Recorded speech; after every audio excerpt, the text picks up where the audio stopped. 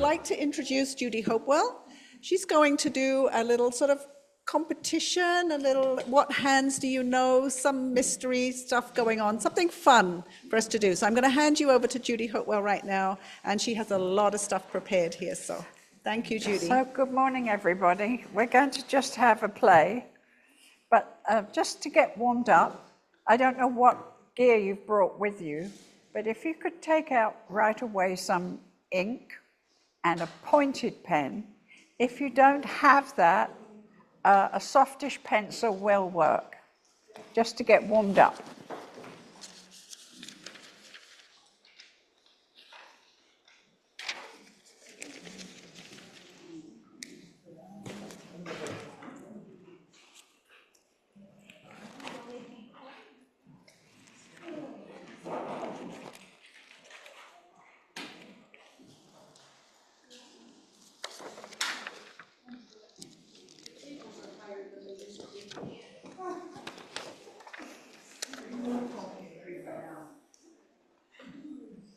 For later in the day, I asked you to bring some half-decent paper with you, and I'd like at the end of it to end up with something like this, so that you can work through. So just a bunch of lines, but I would suggest that you rule a fairly wide border around the edge of a page, so that when you're finished, it looks like a nice piece of work.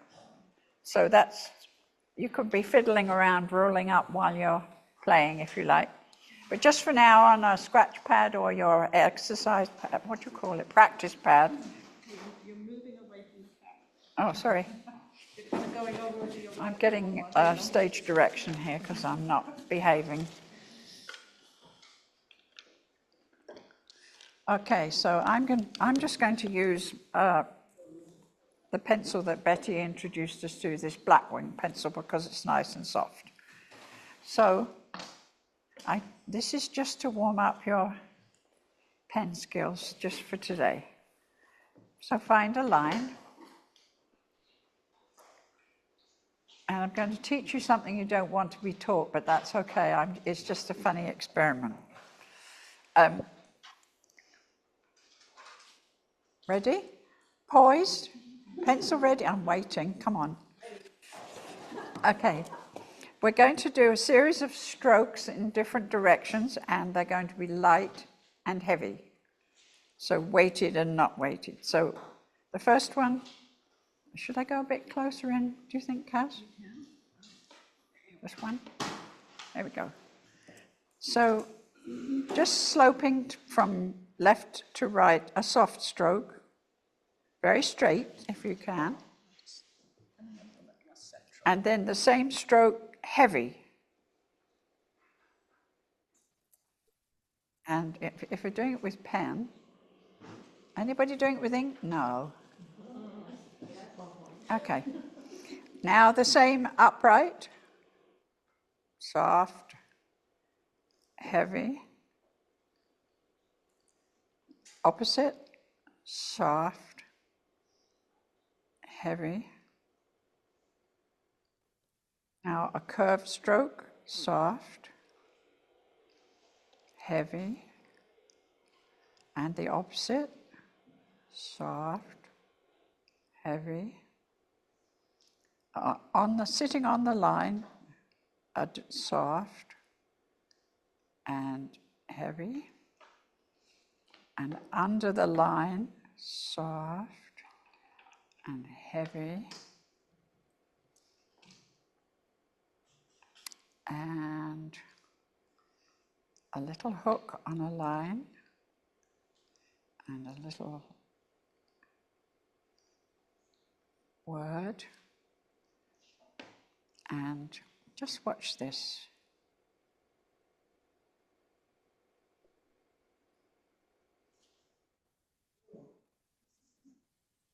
That is shorthand.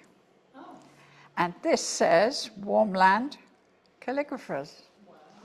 And these strokes here say P, B, T, D, Ch, J, Th, V, Sh, can't remember this one, M, and double M, an N and ing. And this goes back to, let me get the year right, 1837. A secretary in those days was a man, highly educated and highly able to keep a confidence, which is where the words confidential secretary came from and where secretary hand came from. But this guy, Sir Isaac Pitman, was an educator, and he wanted to come up with a format because we didn't have a cell phone that we could push a button on and record a meeting. So I'm such an old dinosaur that I was trained in this stuff to record in lawyers' offices or in court, everything that was said.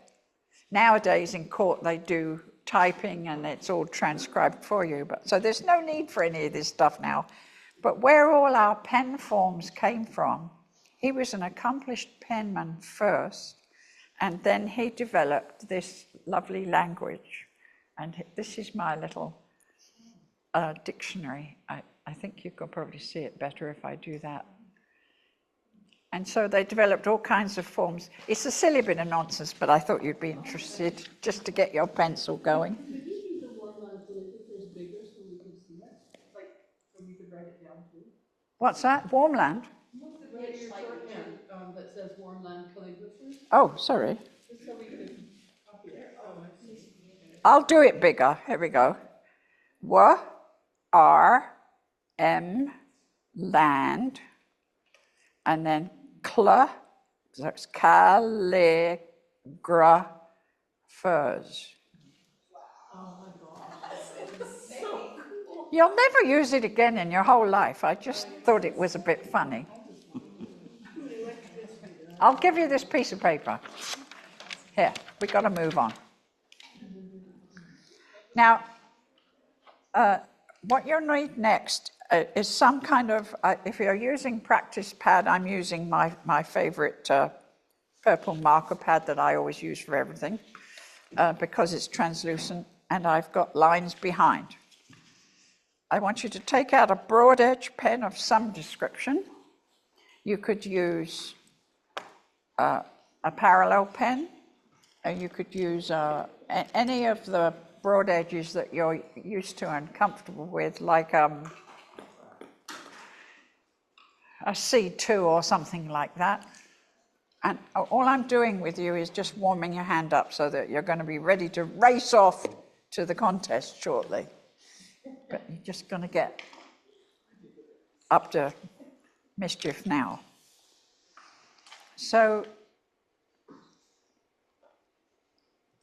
I just want you to let's think about the picket fence concept, and let's just see if we can do a bunch of strokes equidistantly spaced the width of the stroke.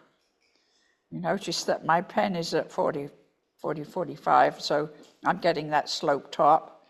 If I turned it to 90 degrees, which is the Neuland thing, then it's much wider. So if I rotate it slightly, the pen stroke gets narrower. So 1, 2. Are they shaky or are they straight? Straight. Very good. I meant yours. Are yours shaking? Now let's just practice turning that pen a little bit more to get it a little skinnier.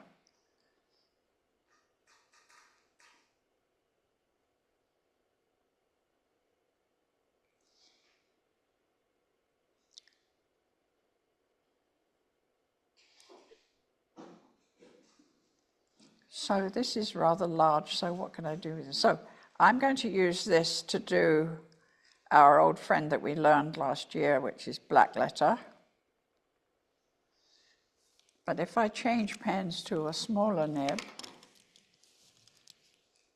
I can do more elegant things.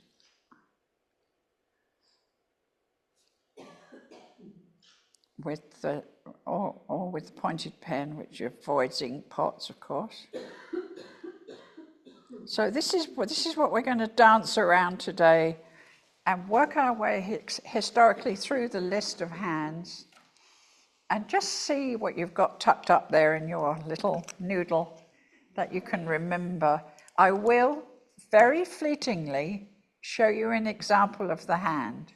I'm not going to leave it there because this is a sort of, not really a contest, but it's just a challenge. Okay, you ready to rock and roll? Yeah. Now, historically, we would start with Romans, which is probably the hardest. So I'm going to end with Romans, if I may, because we could go two directions with that, either brush or pen. Is this the one we're doing on our good paper? So now you're going to take out a piece of fairly good paper and just take a minute to rule it up like this. It doesn't really matter if they're all the same or they're different, because we'll just make it work with doing the pen widths, things like this on the side. So just take it, and if you like, do it with a pencil crayon like red or color or something, because you'll see it better.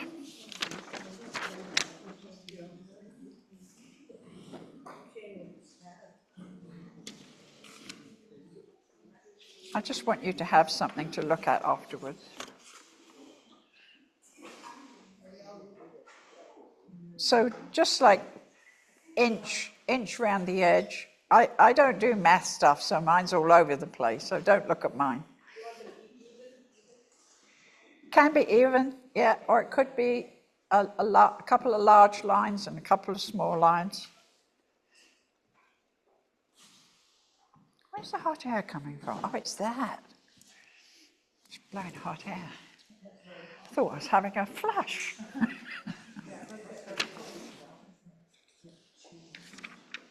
So tell me when you're ready and we'll start. How many line widths did you do? As many as you can fit in, but you're not going to write on this piece of paper. You're going to put it behind so that you can write on it. You can write. Let's say you'll write on it. So however many you can fit in, and then you'll have to do another one as we go along. And stop me when you run out of page and we'll have another rule up.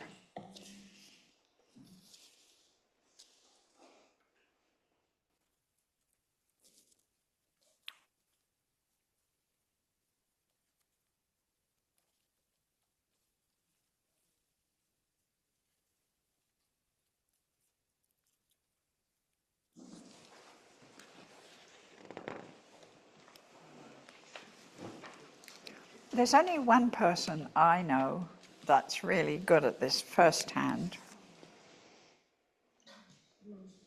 but I'm not going to say who.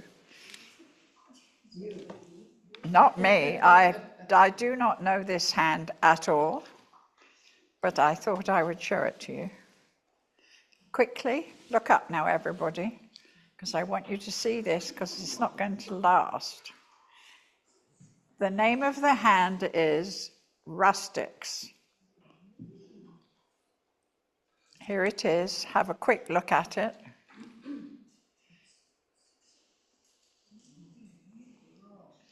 This was them finding a way to put on paper what Romans put down on stone. So it's the first sort of incidence of the handwriting. That's it, go. That was the second lesson I ever had from Betty. Oh, well, you should be perfect then. Oh, it was a million years ago. One last little look.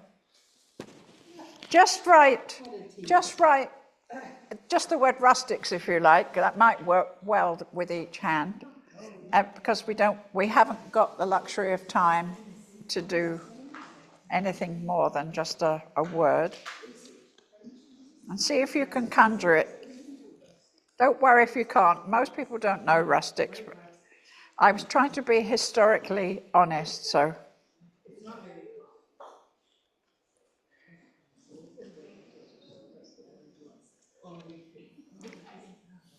So just write the word rustics.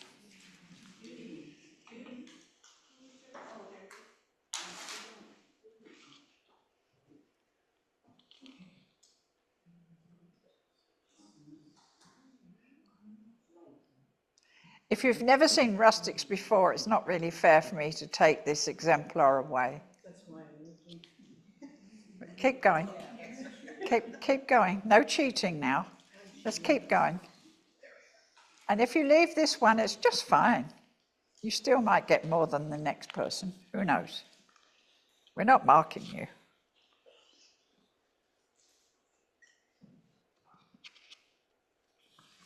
Tell me when you're done.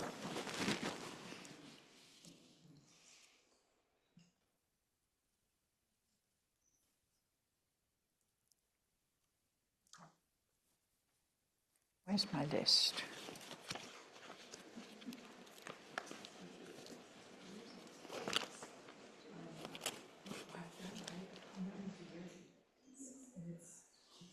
All done? Okay, moving on. Our old friend, uncial, half uncial and insular, they are different. But first of all, just write down the word uncial in uncial, as you know it.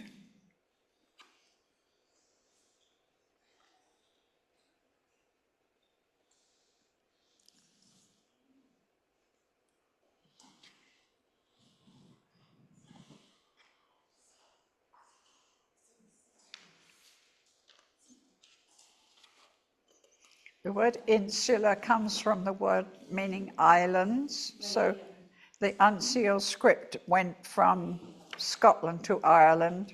And Ireland then, of course, did the Book of Kells, and their style changed it slightly so that it looked like this. So UN.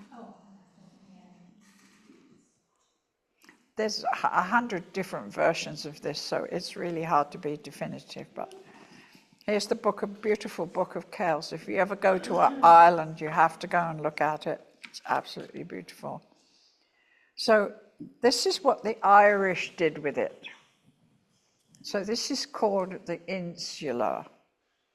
And you'll notice that it changed a little. And here's the lovely, my favorite, I can't quite get to it. How do I get that to the camera? I want to get down there. Lift it. No, not camera this part. I just want to get to that. Look at that G. That sort of informs that little monocle G that we love so much in other hands. So straight across an S and then a little tail. But that's the insular. But not that different. The N is kind of nice. But if you go to Ireland today, you'll see this kind of uncial on pub doors and all kinds.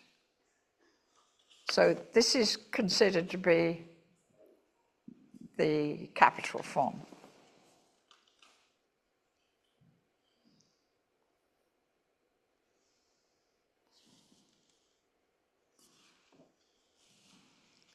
There is a minuscule form, but we won't go there.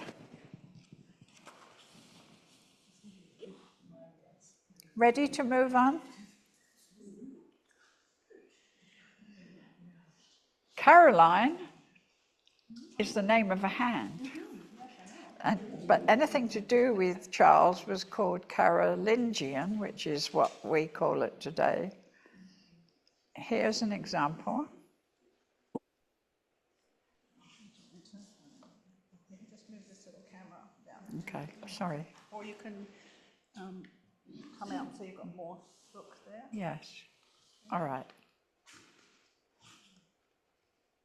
So for the first time, we're seeing a tilt to the right. And that is happening because that meant they could go faster. That all of these earlier forms were painstakingly slow. So if you notice there's a little bit of a slab at the top of the B. Here comes the monocle G that was fed by that unsealed G.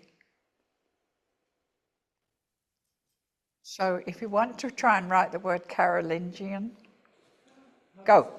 How do you spell it? Carol, I-N-G-I-A-N.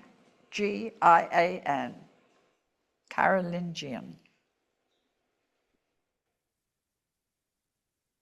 This is all number.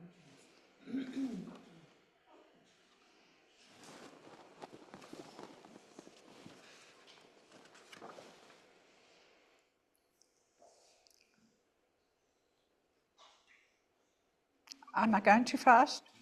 Yes. Are you going too slow?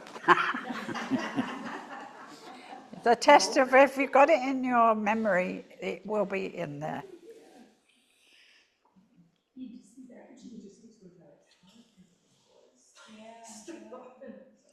Okay, I'll give you a hint about doing that G. It's a bit like the italic, isn't it? If these are your lines,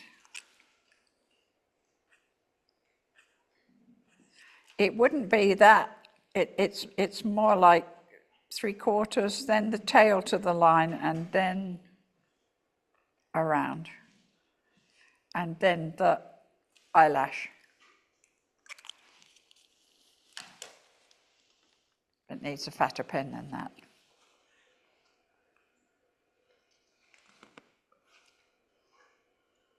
It was rather a long word, isn't it, Carolingian? I should have stuck with Caroline. I put Caroline. I know how to spell it.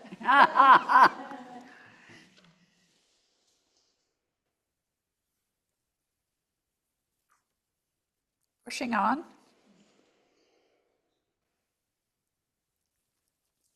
Because we're moving now into using different things to write with, historically speaking. So when we start using metal pens, it all changes, of course, but the early Gothic things started to appear.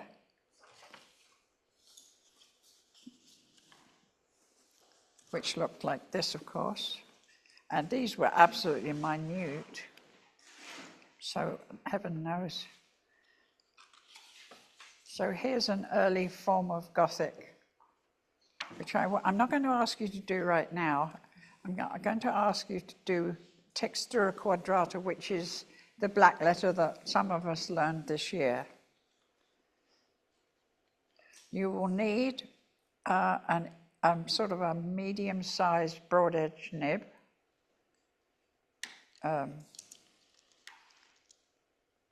And remember that the whole concept is whatever shape you make, the space in there is going to be the same width as the stroke, and the space between the letters is going to be the same space as inside the stroke. So what are we writing? Black letter, is that what we? I would say do black letter. I'll do it. Tail, swoosh, lower stroke, pointed, fat, thin stroke, slide to the left, straight down to the line, kick, tail, curl, thorn.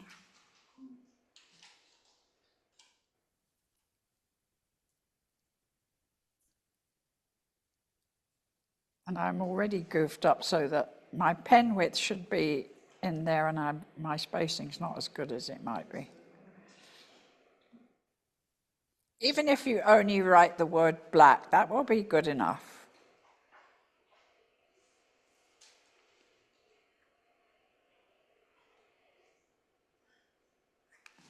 Oops.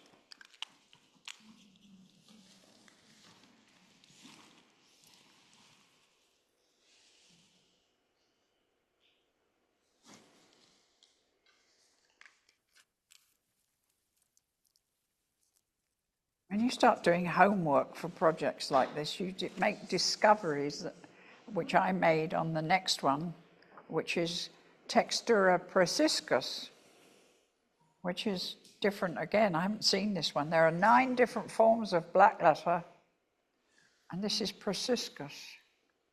But I'm not asking you to do that one. I just thought you'd be interested. So then Gothic starts to kick in. And there are all kinds of forms of Gothic capitals. I'm going to ask you to do one. So take a look at this page and just pick one,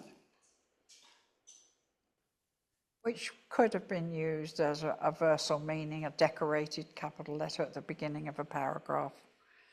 So again, I've seen all kinds of, this could be Fraktur, this could be anything. So this is quite good. S, you might try that because that's not too hard.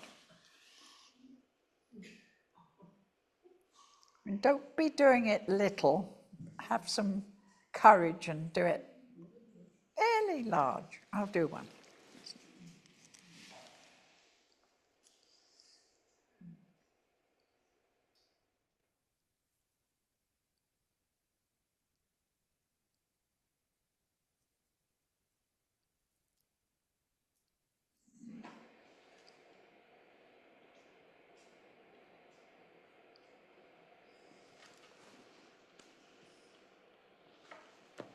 This is a very personal thing. Each scribe, it seems to me, made up their own sort of versions of these capital letters, and they got more and more showy and more ornate. Then they started putting them in boxes and gilding them and all the kind of thing. So what came next was this, which we've done before, the Lombards. Do you remember these? And I'll show you how I do it. And we did go through this in a class one time. But let's say that this was your full height. I just draw it with the point of the parallel pen. And then do the form. And you can double those lines to make it look a bit grander. Sorry, what was this one called?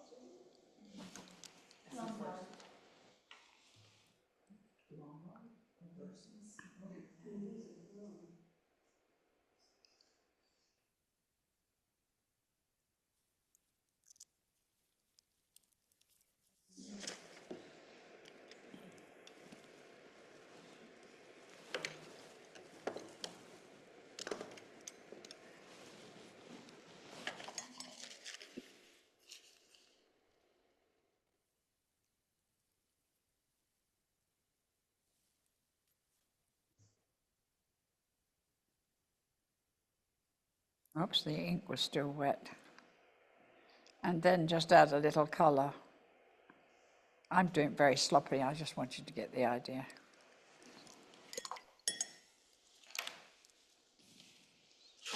So just one letter. I really like K. This K is very nice.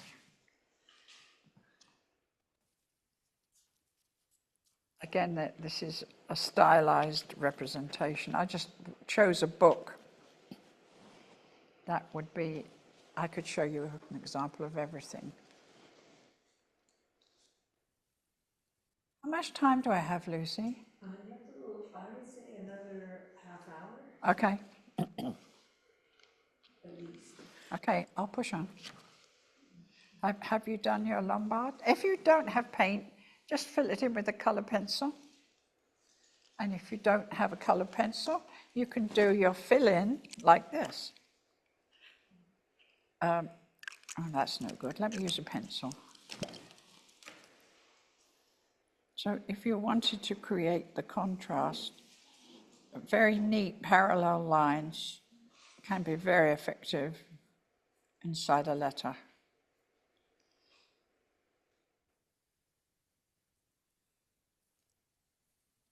adding a foot or whatever. Moving on. So that's Lombard. Now, I do not know anybody that uses this hand. Bâtard, or bastard, as they say somewhat rudely, simply means of unsure parentage. That's why it's called bâtard. The secretaries that we went back to our first conversation about Sir Isaac and his shorthand was these. There were very few people that could read and write back here. We're talking the 8th century. So those that could were very few and far between. So having somebody to record things was kind of an honor back then. So you'll see this a lot in very old French documents. They use this a lot. So here it is. You may never have seen it before.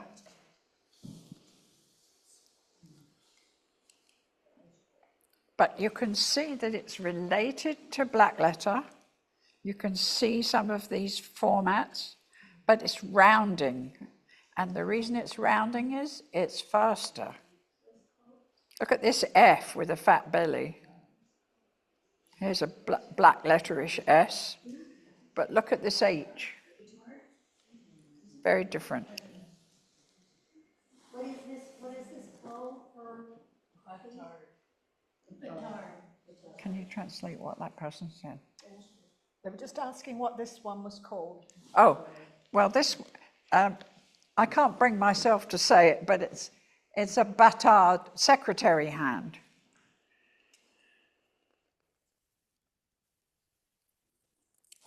But I would say you're probably never going to see anybody use this.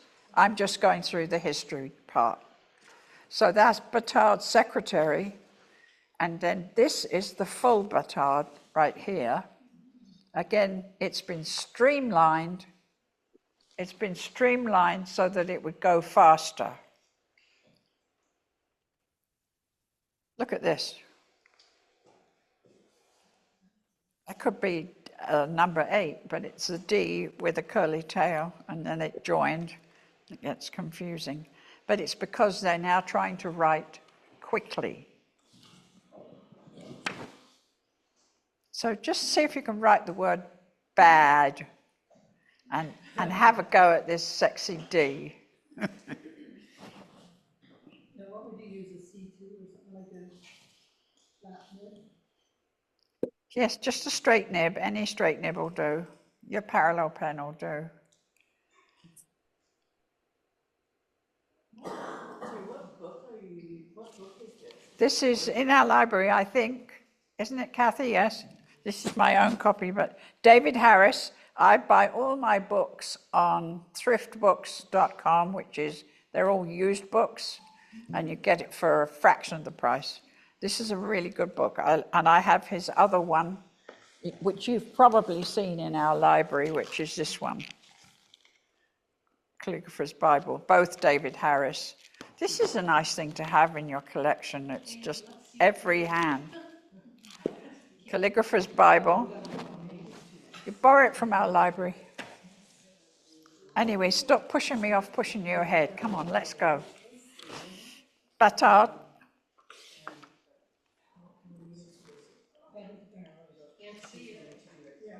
So Fracture comes next, which is black letter. So I'm going to skip over this because I don't want to flog it, but this is capitals for Bâtard.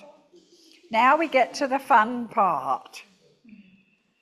I did a little course on this a few years ago, and you will have, I know that Ria will remember this because she did really well at it. But just to remind you what the format is, oh, I should turn over so that you know where we're going. The format is a straight line. I'll do it so that you can actually get the picture. a straight line, followed by another one with a space between. Stop, pull, pull, pull, and then follow that same curve. Then another straight line, and then another line, and pull, pull, pull, and around. And then you can just do whatever you like. I'm just not being very careful at all, just so you get the impression of how to do it. And you, as long as you leave white space in between, it's going to jump off the page.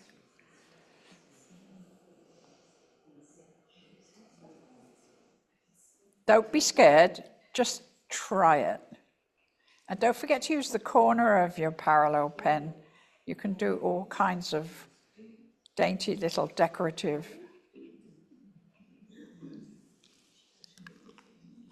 I'm going to pull this into focus so that you can look at it.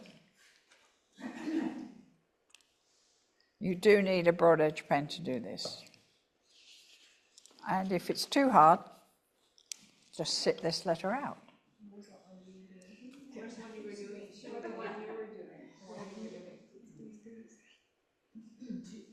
Can Judy leave that one on for a minute? That you were doing, the one you were doing, really quick ones?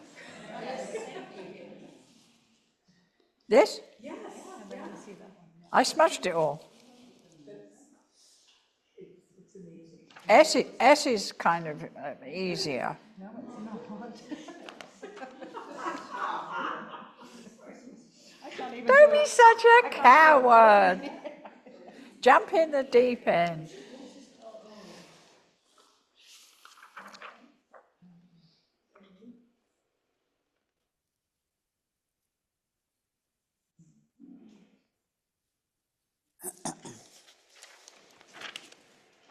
I'm halfway through my list.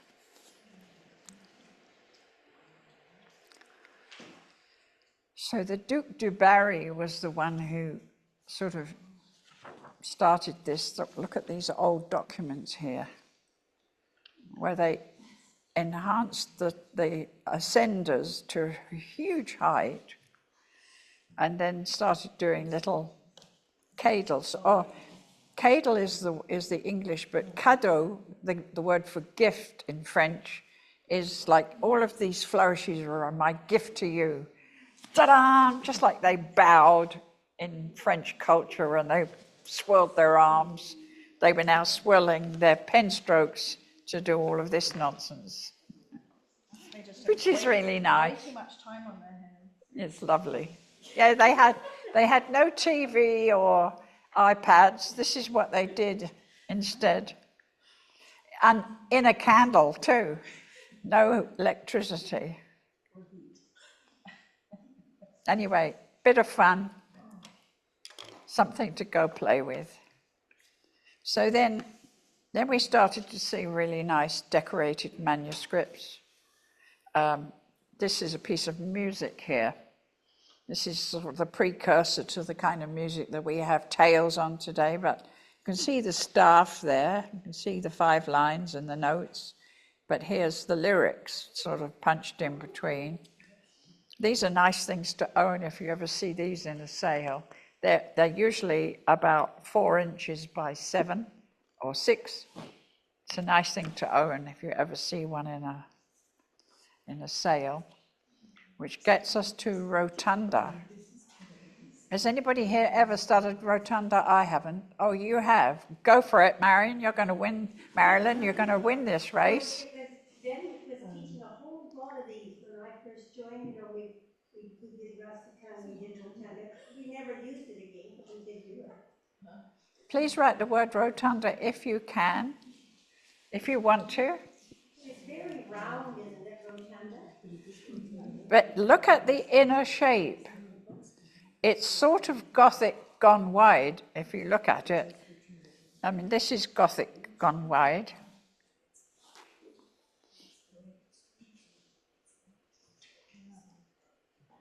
What does the T look like? What does the T look like? The T is here. And it's got a bit of a slab on the top because they turned the pen as they did the cross stroke, like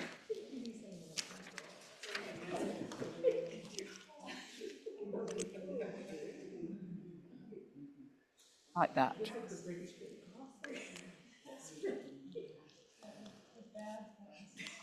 Do I have to go and make you stand in the corner? I just said it's like a British Bake Off, where people are desperately trying to get their cookies in the oven. So just a three-letter word, no four-letter words.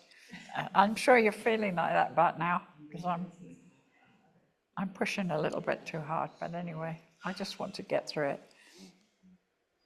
You're doing great. I said you're enjoying it enough for all of us. And you're good at making it not too precious. It's just That's right. But this, if you look at this, what they've done is they've taken the black letter and removed the bottom slabs. These are all very abrupt bottoms, very straight across. Again, it's because of speed. I'm turning over to the capital version of that. This is a bit like the Cadles, except a simplified version. I'm not asking you to do this, I'm just showing. and is it called Kegels still this one? No, this is Rotunda now. We left Cadles a couple of pages ago, before you started having a chat. I'm going to have a word with your mother. She's in the front seat. So don't worry too much about Rotunda. I don't think you'll be asked to do it much. Now we get to humanist minuscule, which looks a lot to me like bookhand. Does it to you? There's a lot of similarities. It's a little bit more ornate than bookhand, but this is humanist. So this takes you back to writing at school. Quite a fat form, a very round form. So just write the word mop. M-O-P. Or map. I really like that A, it's very nice. Can't see the A. Can't see the A. A. I love A in every hand. Let's try it.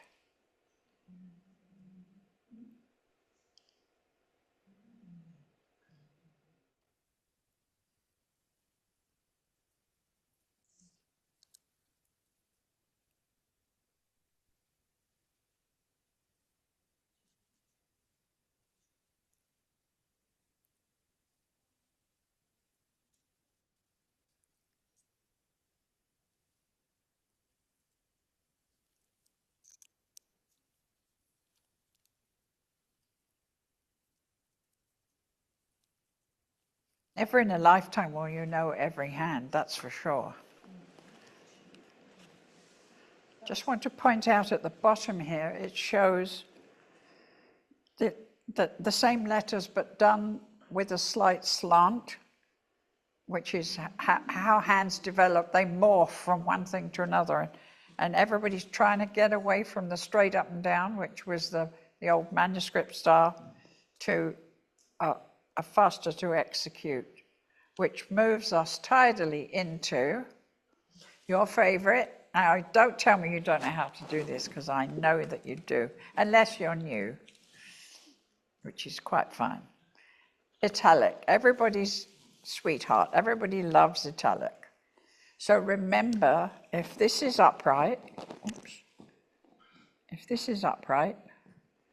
then this is the slant, 10-degree slant for italic, so that everything should be on that slant, every letter.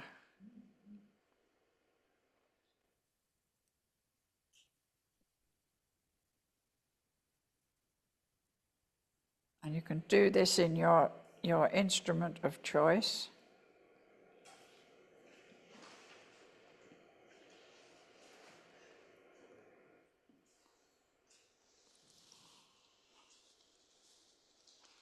So write the word italic, because it will be a good test. And again, you're thinking of the picket fence idea of the same space. Once you make the decision about the first two letters, that's your decision for the rest of your piece between them, so that it looks poetic and sort of finished. So that was a little close.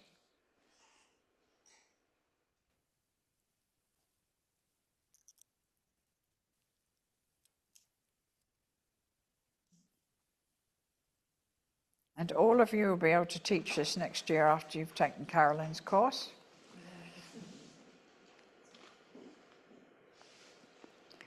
Italic. Now, there's several ways that you can do capitals for italic. This is the humanist version, which I do not like with italic, because it's pushing you back to the straight up and down, which to me doesn't fit well with italic, where this does. These are the swashed capitals that we all know and fight with. And this is my letter. I specialize in this letter. I use one of these. Whoops. This is a little embossing tool on a gold sticker on the back of my cards, and I do my H on the back. So what should we say? Let's write the word.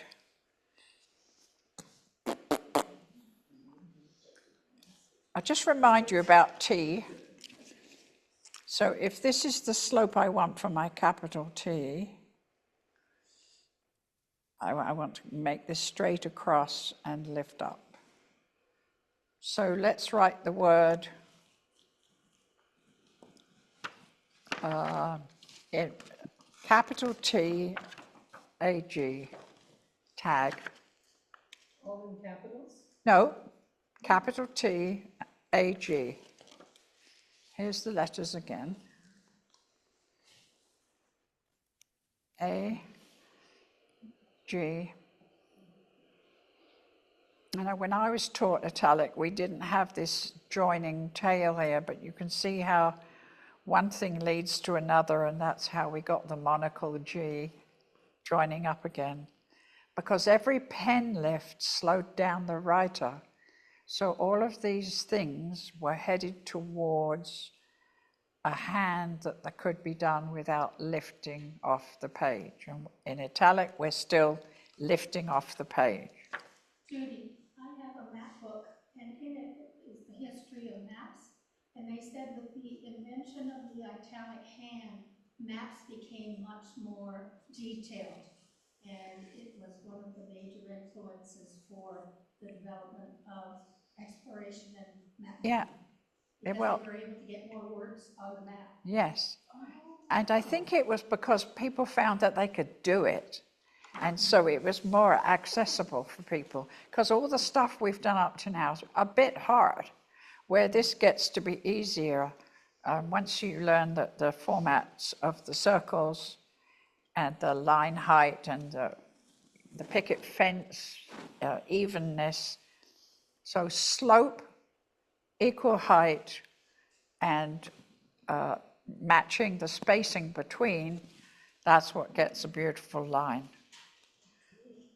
So moving on, we now get to, and take out, please, a pointed pen of some kind.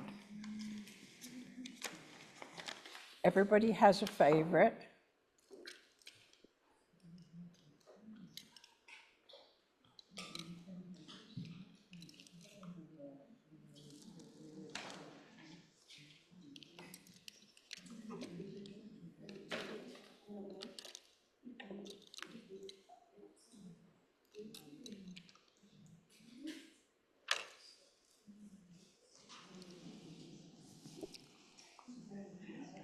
So the gurus, like, what's he called? The copperplate guru guy. Paul Antonio. He is very fierce about saying, it's not copperplate, it's English roundhand. But whatever you call it, it was called copperplate because at those days they carved the letters into copper to do printing. But this whatever the name it goes by is a very different kettle of fish. If you've never used a pointed pen before, just sidle up to somebody and have a look. But it goes back to what we did at the very beginning with Isaac Pitman's shorthand forms. You've got to be able to get heavy and soft, so up very soft, whoops, and down dark, and up soft, and down dark.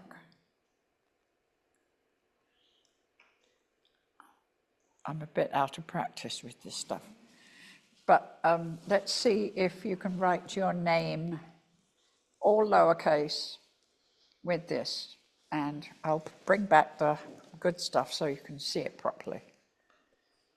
But try to get that contrast between up soft and down heavy. And hover at the line so you get a nice ending of your strokes, like on the K or the M or whatever. The nib will do the work. I'll show you what I mean.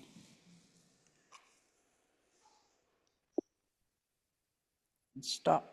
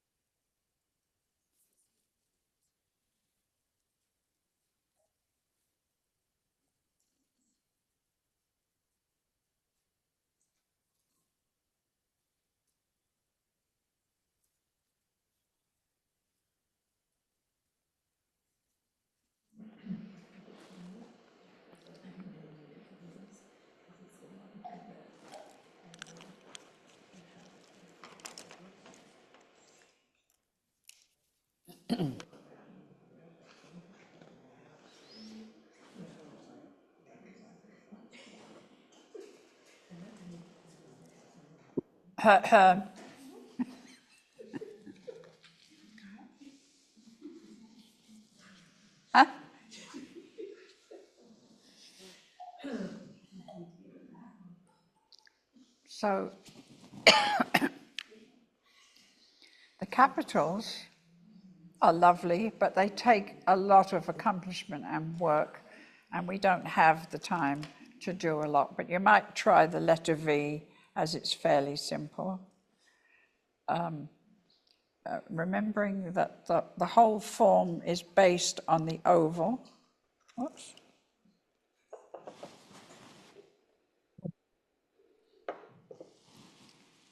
So everything should, even if you just sort of draw in the air before you do it, if you just do the V and then up soft and off, if you want to, you can add a tail or something like that. So let's draw the word vet with a capital V and a lowercase et.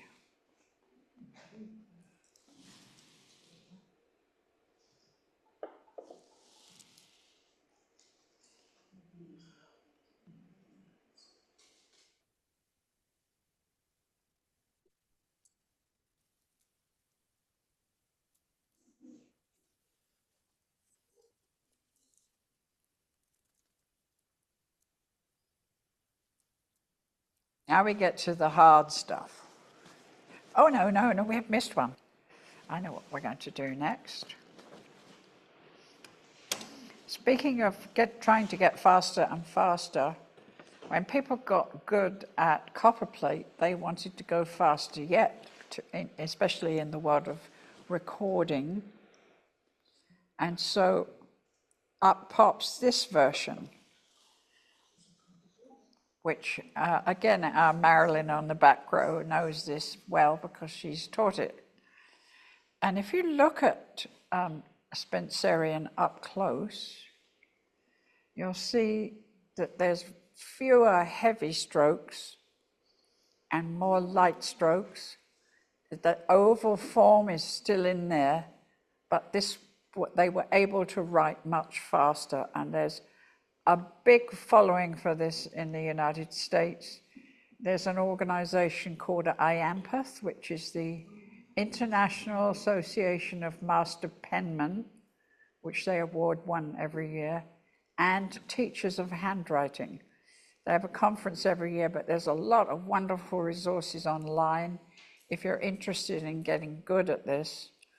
But the thing about Spencerian, I think I'm correct, Marilyn can correct me if I'm wrong, was that the idea was to not lift off the page.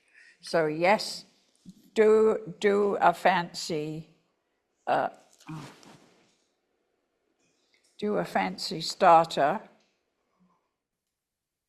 with lots of curlicues and all the rest of it.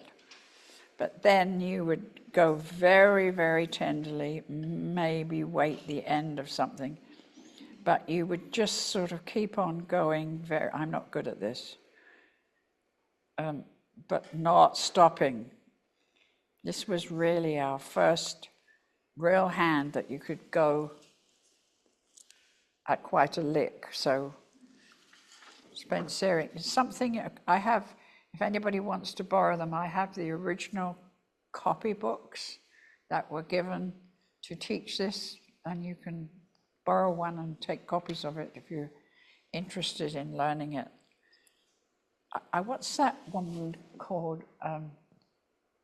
She's got, Harvest Crittenden. I took a class with her.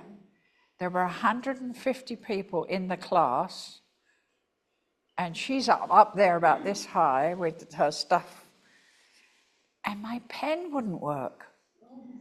And I went to her and I said, could you help me fix my pen? She was furious with me for asking. And I said, well, I paid a lot of money for this class, and if I can't write, I can't do the class. She had to help me because I said it in front of everybody. Well, I did it by Zoom with one of the first four websites. She's very good. She's a very good calligrapher.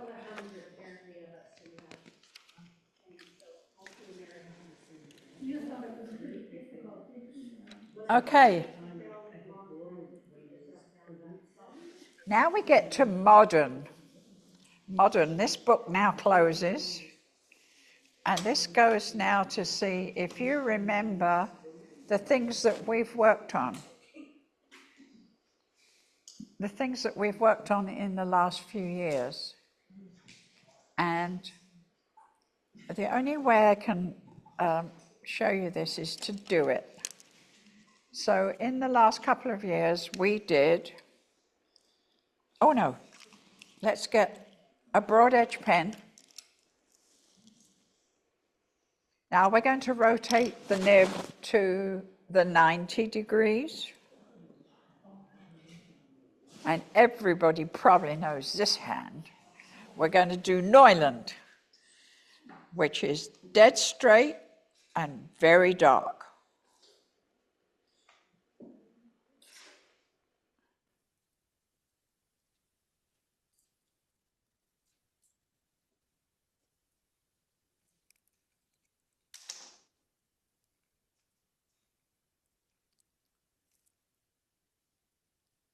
Just follow along and do it, please. But remember that keep adjusting your pen so it goes back to the 90 degrees, or it won't look like Neuland. I'm not making a very good job of this because my lines aren't accurate.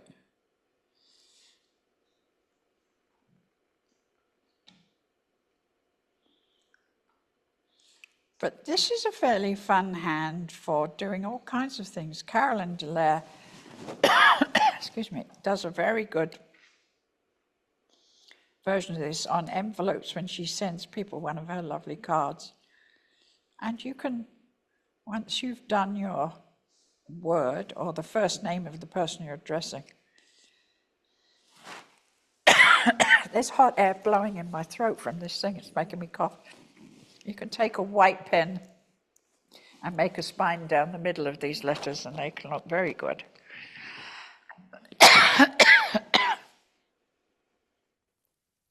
Didn't bring one to show you, so I can't do it.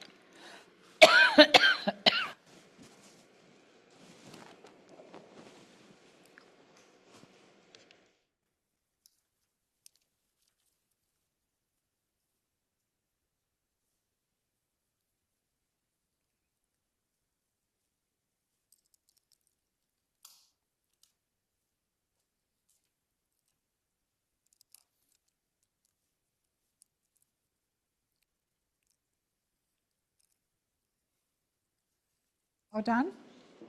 Not quite?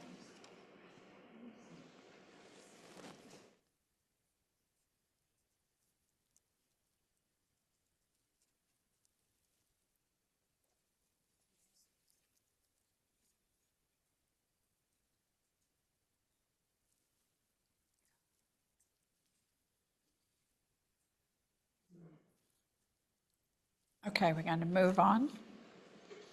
Do you remember learning this from Gemma Black?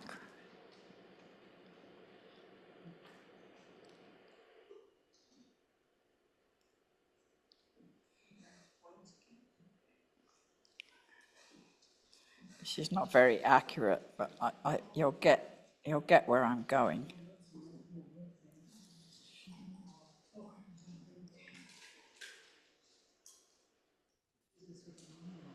I think we also had a class on this from Violet, didn't we? Yes. And Carolyn Delaire taught it as well. Yeah. So have a go at this, and if you're feeling really brave, you can do the old rose thing at the end. I'm not very good at that. So can't quite remember how it goes.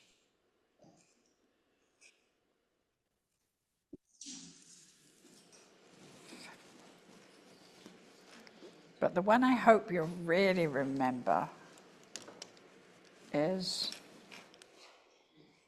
another class of violets.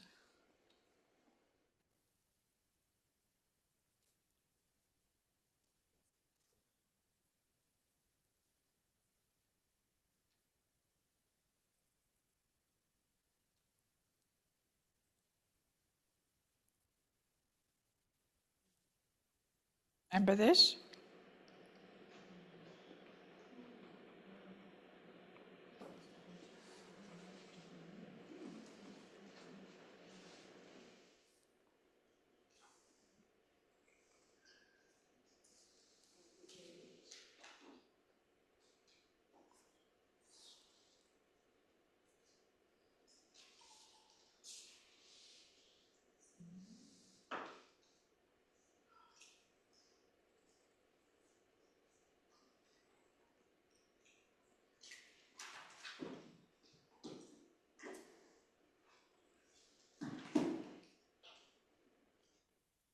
So just try and write the word art.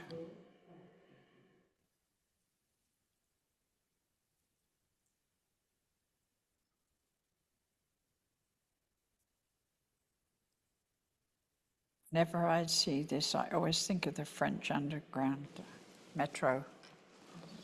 So let's just try this word again. And then we take the cap across and down through here for the crossbar, leaving enough space for this to come out here and down. And the T is curved, and you can do it however you like. Was anybody here in that Art Nouveau class? Yeah. No excuses then, yours is going to be perfect. We're nearly at the end. I promise you it won't be much longer, Lucy.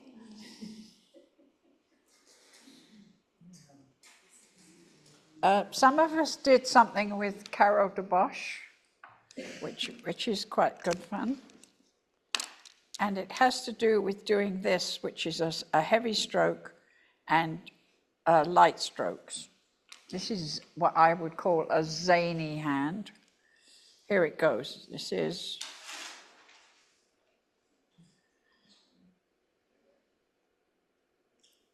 called Jubilee. Do you remember that?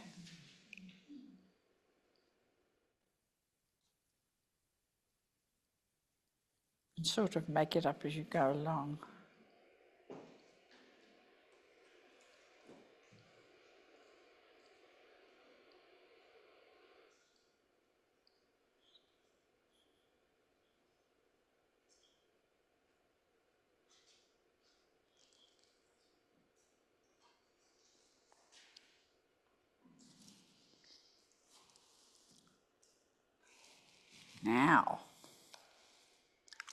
Now I'm going to really stump some of you.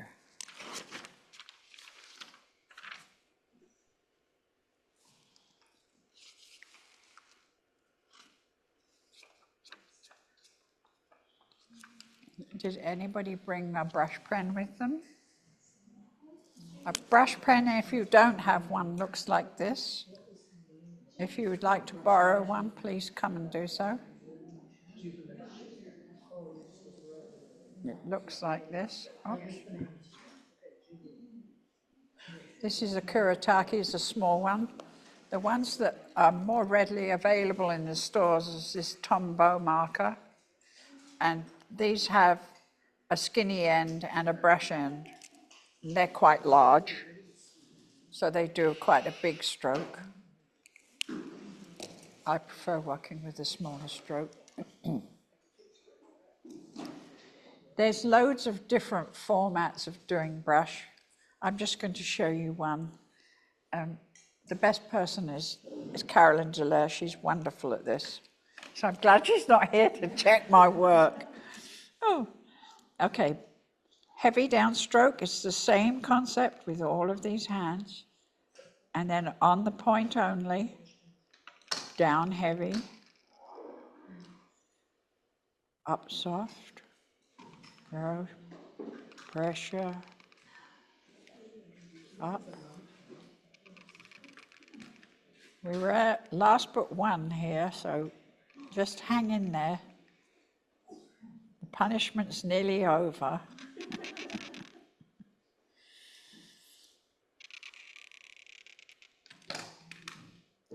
I'm really basically doing an italic form here, where Carolyn's got some lovely different ones, but it's still the same principle of the same spacing, the picket fence thing. A lovely line of calligraphy is balanced and evenly spaced. Okay. The last one. You can do this with a straight edge brush if you're very clever. And if you're not, you can do it with which I'm going to use the parallel pen. I better shut this ink up. Sumi goes off very quickly.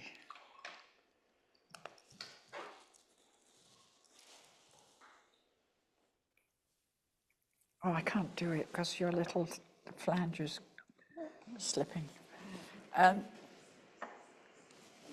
Are you ready? Are you ready? Are you ready? Here it is.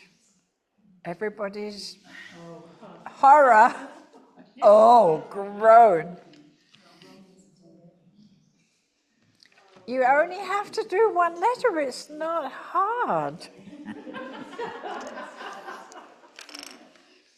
It's the same principle as when we started. Everything was very upright. So your first thing you need with Romans is an upright. And you need things to be evenly divided. This is just my scaffolding. And everything was based, if you recall, in a circle, divided into 4. And that's how we got the Roman O.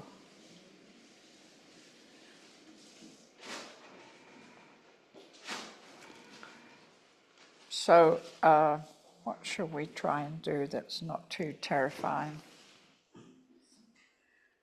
Let's do P. So of this square,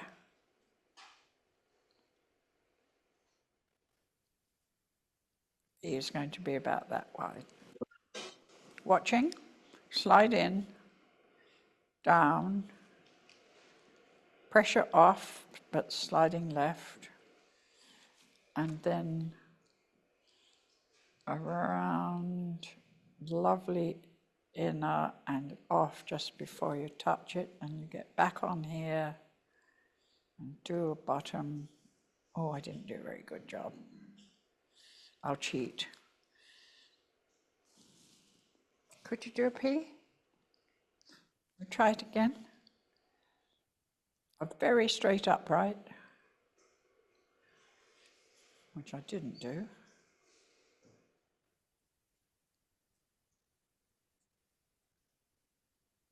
It's hard to do it well and talk.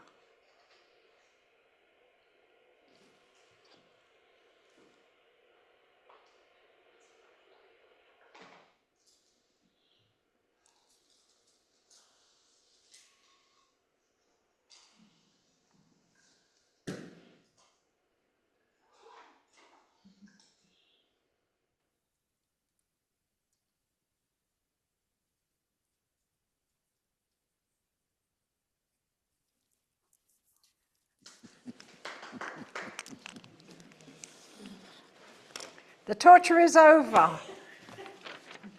That was a journey through history. I did well. Have anybody got the courage to show me a page? I really don't. I'm not looking for excellence. I just think it's fun to look at different. Has anybody got one page that they don't hate? Messy. There we go. Here's one. No excellence whatsoever, though. It's terrible, but It's not terrible, but she's worked small and very careful. But that's not bad, is it? It's really not bad. She's done good job. Thank you. What have we got here? Oh, that's good. Well, it's unreal the number of different lettering you can do with one tool. Yeah, I need to practice on it. Yeah. Very good. She even had a go at the versal, which is a little bit tricky. Yeah. You've never seen one before? I have, yeah. Oh, you have. Very good. Anybody else? Come on, be brave.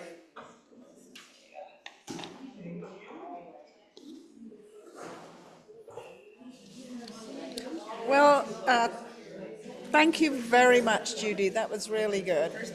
There we go. Diana's got one. Just, this is Diana's. She's done quite well with that. Go home and multiply. We're going to do our bigger break before we do the Galleria. Just a reminder, the coffee is 50 cents, but you're allowed to pay like ahead or behind.